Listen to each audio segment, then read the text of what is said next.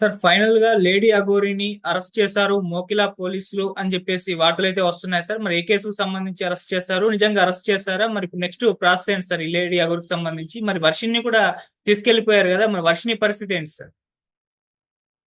Lady అఘోరిని ఈరోజు మొకిల్లా police station కి సంబంధించిన పోలీసులు ఉత్తరప్రదేశ్ మధ్యప్రదేశ్ బార్డర్లో ఒక ఆశ్రమంలో ఉంటే అక్కడి నుంచి పట్టుకొని వస్తున్నారని చెప్తున్నారు. వాళ్ళు ఈ నైట్ కి ఆ, ఇక్కడ ఆ, హైదరాబాద్ రీచ్ అయ్యి రేపు ఆ, విచారించి రేపు కోర్టుకి ప్రొడ్యూస్ చేసే అవకాశాలు కనిపిస్తున్నాయి.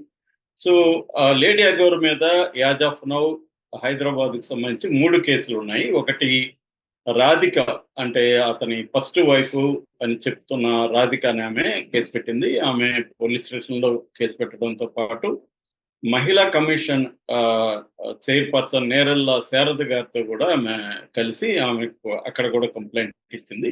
శారద గారు కూడా దీనికి సంబంధించి పోలీసులకి ఇన్ఫార్మ్ చేసి దీని మీద చర్య తీసుకోమని ఆదేశాలు జారీ చేసింది.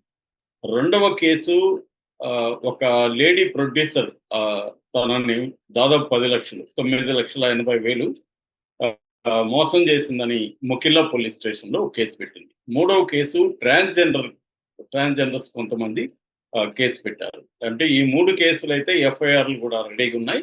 అయితే వర్షిణి సంబంధించి మొదటి భార్య రాధిక కేసులో అరెస్ట్ చేయబోతున్నారు అని వార్తలు వచ్చాయి.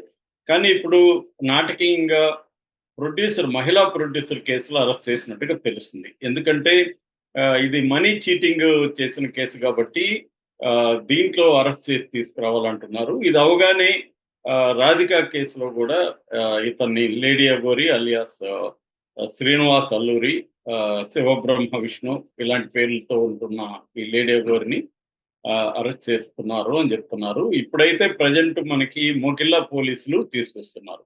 కేసు ఏంటంటే లేడీ ప్రొడ్యూసర్ పేరైతే ఇప్పటికి బయటకు రాలేదు. ఆమె నా పేరు బయటకు రావడం నాకు ఇష్టం లేదు అని చెప్పినట్టుగా తెలిసింది. పోలీసులు రిక్వెస్ట్ చేసినట్టుగా, అందుకని పోలీసులు ఆమె పేరు బయట పెట్టలేదు. కానీ రేపటికైతే ఖచ్చితంగా అది బయటకు వస్తుంది. ఎందుకంటే వన్స్ కోర్టులో ప్రొడ్యూస్ చేసినాక ఎఫ్ఐఆర్ ఇవన్నీ కోర్టులో చేయాలి. అప్పుడు అది పబ్లిక్ డాక్యుమెంట్ అవుతుంది. అప్పుడు మన అందరికీ కూడా అది అందుబాటులోకి వస్తుంది. లేడీ ప్రొడ్యూసరు నా పేరు చెప్పకుండా ఉండాలంటే కుదరదు. ఎందుకంటే ఒకసారి పబ్లిక్ డొమైన్లోకి వచ్చినాక ఆమె పేరు ఖచ్చితంగా బయటకు వస్తుంది. ఏదేమైనా ఆమె చెప్తున్న ఎఫ్ఐఆర్ లో ఉన్న అంశాలు ఏంటంటే, ఈ లేడీ ప్రొడ్యూసర్ది రంగారెడ్డి జిల్లా శంకరపల్లి మండలం ప్రొద్దుటూరు అనే ఏరియా అక్కడ ఉంటుంది. ఒక 6 నెలలకి ముందు ఈ లేడీ అఘోరి పరిచయం అయింది. 6 నెలల తర్వాత పరిచయం అయిన ఒక 2 నెలల తర్వాత ఆ లేడీ అఘోరి తనని మీట్ అవడానికి ప్రగతి రిసార్ట్స్ కి వెళ్ళినట్టు చెప్తున్నారు. ప్రగతి రిసార్ట్స్ తో ఈమెను కలిసి అక్కడ వీళ్ళిద్దరూ పార్టీ చేశారు. అంటే డిన్నర్ తిని అక్కడ పరిచయాన్ని పెంచుకుంది. ఆ తర్వాత ఫోన్ నెంబర్ తీసుకొని అప్పుడప్పుడు లేడీ అఘోరి తనకు ఫోన్ చేసేది. తన వ్యక్తిగత సమస్యలన్నింటినీ కూడా కనుక్కుంటూ ఉండేది. ఇక ఈ టైంలో నేను నాకున్న ఆర్థిక సమస్యలు కావచ్చు, లేకపోతే ఇతర సమస్యల్ని నేను షేర్ చేసుకున్నాను. ఆ క్రమంలో మీ సమస్యలకు పరిష్కారం నా దగ్గర ఉంది. అదేంటంటే ఒక ప్రత్యేకమైన పూజ చేయాలి. అది కూడా ఉత్తరప్రదేశ్లో ఉజ్జయిన్లో చేయాలి. ఎందుకంటే ప్లేస్ కూడా వెరీ ఇంపార్టెంట్. ఉజ్జయిన్ అంటే దేశంలోనే చాలా పవిత్రమైన స్థలము. ఇక్కడ మీకు పూజ చేస్తాను నేను అని మెల్లమెల్లగా చెప్పడంతో అయిపోయాను. నేను కన్విన్స్ అయ్యి అలాగే చేయించుకుంటాను, నా సమస్యల పరిష్కారం అయితే చాలు నాకు అని నేను చెప్పాను. దాంతో ఈ పూజకి ఏర్పాట్లంతా నేను చేస్తాను, ఈ ఏర్పాట్ల కోసం నాకు ఒక 5 lakhs మీరు నా అకౌంట్లోకి వేయండి అంటే నేను 5 lakhs అతని అకౌంట్లోకి వేసాను. దాని తర్వాత ఉజ్జయినికి నన్ను పిలిపించాడు. నేను నా కొంతమందితో కలిసి ఉజ్జయినికి వెళ్ళి అక్కడ ఒక ఫామ్ హౌస్ ఉంది. ఆ ఫామ్ హౌస్ లో అతను ఆల్రెడీ ఏర్పాట్లు అన్ని చేశాడు. ఆ ఏర్పాట్లు చూసి నేను హ్యాపీగా ఫీల్ అయ్యాను. పూజ చేస్తే నా సమస్యలకు పరిష్కారం అవుతాయని. సో అక్కడ నన్ను తీసుకెళ్లి మొత్తం అతను ఆ అఘోరికి సంబంధించిన పూజా విధానాలు అవన్నీ ఏర్పాటు చేసి ఇంకొంతమందిని కూడా మంత్రాలు అవి చదివించడానికి ఏర్పాటు చేశాడు. ఇవన్నీ చేసి నాకు పూజ చేయించాడు.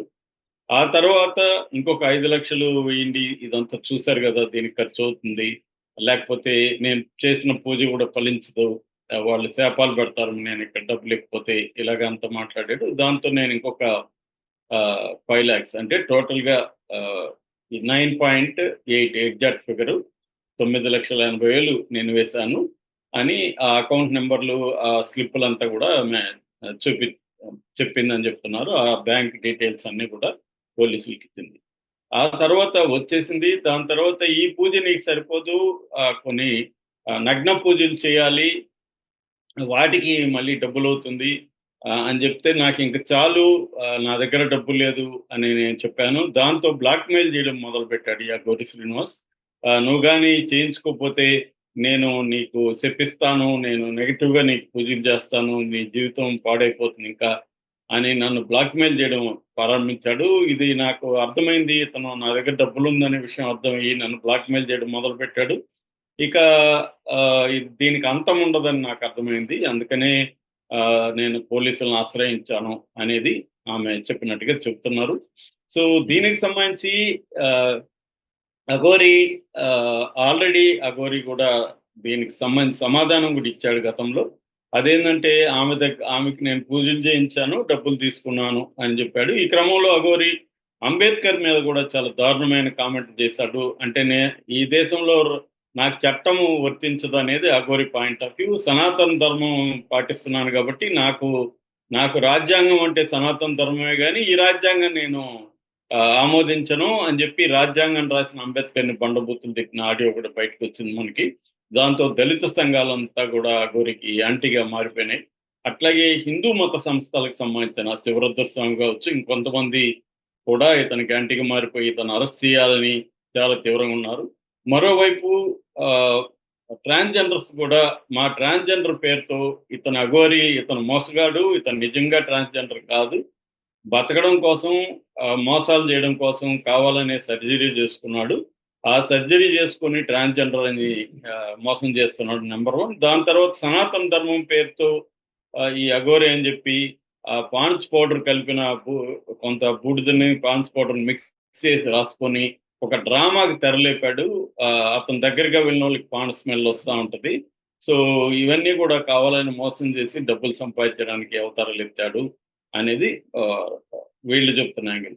మూడవది శ్రీవర్షిణి. శ్రీవర్షిణి పాపం కొంత అమాయకత్వం ఉన్నట్టుగా మనకు అర్థమవుతుంది. గతంలో గూడా మనం చెప్పుకున్నాం. ఆ అమ్మాయికేందంటే ప్రాబ్లమ్స్, ఆ అమ్మాయికి సెకండ్ ఇయర్ బీటెక్ చదువుతుంది. బట్ 8 నెలల నుంచి కాలేజీకి పోయే పరిస్థితి లేదు. ఎందుకంటే వాళ్ళ ఇంట్లో పూర్ కండిషన్స్ ఉన్నాయి.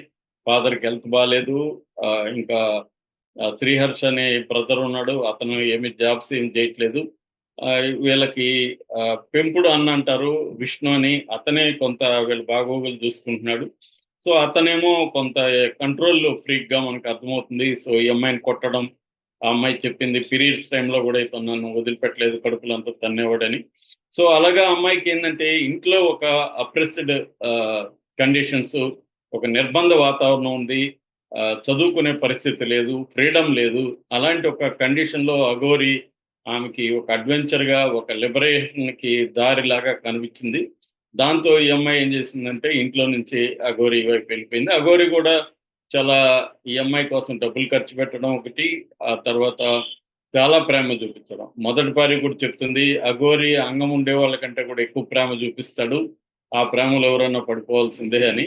సో, ఆ టాలెంట్ అఘోరికి ఉన్నట్టుగా మనకు అర్థమవుతుంది. సో, ఆ రకంగా అఘోరి శ్రీవర్షిణిని ట్రాప్ చేసినట్టుగా మనకు కనబడుతుంది. దాంతో శ్రీవర్షిణికి కూడా ఏదో ఒక అడ్వెంచరస్‌గా అనిపించి వెళ్ళిపోయింది. ఇప్పుడు శ్రీవర్షిణి కూడా ఇబ్బందులు పడే అవకాశం ఉంది. ఎందుకంటే మొన్ననే పెళ్లయింది. వాళ్ళిద్దరూ ఆల్రెడీ అఘోరి ఇది గ్రహించాడు. అఘోరి నేను చాలా సార్లు చెప్పాను. తెలివైన వాడు, బోల్డ్ గై. సో, ముందుగానే గ్రహించాడు నన్ను అరెస్ట్ చేసే అవకాశాలుందని అతనికి అర్థమైంది. దాంతో అతను ఒక ఇద్దరు కలిసి ఒక వీడియో కూడా చేశారు. ఆ వీడియోలో నన్నెవరైనా అరెస్ట్ చేయడానికొస్తే మేమిద్దరం ఇక్కడ కారులోనే ఆత్మహత్య చేసుకుంటాము. పెట్రోల్ పోసి తగలబెట్టుకుంటాము. మా కారులో పెట్రోల్ ఉంది అని చెప్పి ఒక వీడియో కూడా రిలీజ్ చేశారు వాళ్ళిద్దరూ. కానీ పోలీసులు దానికేమీ భయపడలేదు. ఎందుకంటే ఒక తప్పు చేసి నన్ను అరెస్ట్ చేస్తే నేను ఆత్మహత్య చేసుకున్నట్టే విడిచిపెట్టాల్సిన పరిస్థితి ఏం లేదు కాబట్టి వీళ్ళు ఈ కేసులో ముందుకెళ్ళినట్టుగా తెలుస్తుంది. రేపు కోర్టుకి ప్రొడ్యూస్ చేసే అవకాశం ఉంది. సో, మనకి ఏ సెక్షన్‌లు పెట్టారు, రిమాండ్ రిపోర్ట్ ఏంటి, ఇవన్నీ రేపు తెలుస్తాయి. రేపు తెలిసిన తర్వాత మనం ఇంకా డీటెయిల్‌గా మాట్లాడుకోవచ్చు. అంటే ఎన్ని రోజులు ఈ కేసు ముందుకెళ్ళే అవకాశం ఉంది. ఇది ఒకటే కాకుండా ఒకసారి అఘోరిని అరెస్ట్ చేస్తే మిగతా అనేక కేసులు కూడా ఉన్నాయి. గతంలో కూడా అఘోరి అనేక మంది మీద దాడులు చేయడం అవన్నీ కూడా కేసులు పెడుతున్నారు. ఇంకా కూడా చాలా మంది మోసపోయారని చెప్తున్నారు. వాళ్ళంతా